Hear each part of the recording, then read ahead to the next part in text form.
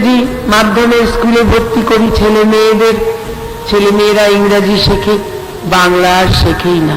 অথবা যাদের মাতৃভাষা হিন্দি, যাদের মাতৃভাষা উড়িয়া, যাদের মাতৃভাষা অসমিয়া, সেসব ভাষাগুলো আর শেখেই না।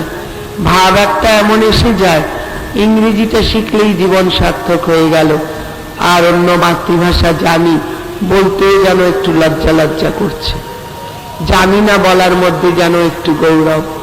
না, নিজের মাতৃভাষা জানি না বলার মধ্যে কোনো গৌরব নেই, কোনো গৌরব নেই। নিজের মাকে ভালোবাসি না কথা বলার মধ্যে যেমন কোনো গৌরব নেই, তেমন নিজের মাতৃভাষা জানি না, নিজের মাতৃভাষায় লিখতে পড়তে বলতে পারি না, এটা বলার মধ্যে ভয়ঙ্কর অগৌরব আছে। বিদেশি মায়েরা শ্বেতাঙ্গিনী, অনেক সুন্দরী মনে হয় তাদের, তাই বলে কি নিজের মায়ের চাইতে তাদের বেশি ভালোবাসবো? কেউ পারবো না, নিজের মায়ের চাইতে বেশি কিছুতেই পারবো না ভালোবাসতে। হ্যাঁ, যারা পিতৃমাতৃভক্ত তারা অন্যের মাকেও শ্রদ্ধা করেন, অন্যের পিতাকেও শ্রদ্ধা করেন, এটা একটি সাধারণ স্বাভাবিক গুণ।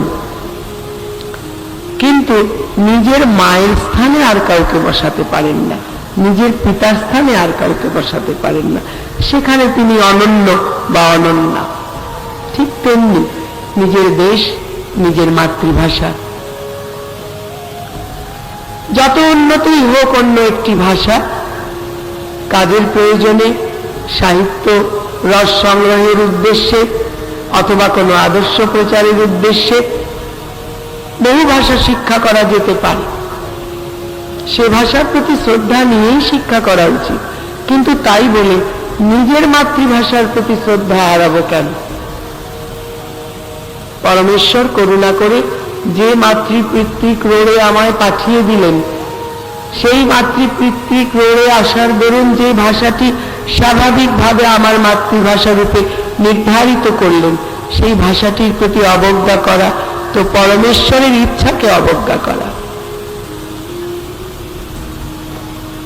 অতএব নিজের মাতৃভাষাকে সম্মান সহকারে সকলে শেখো, এটাও আমি চাই।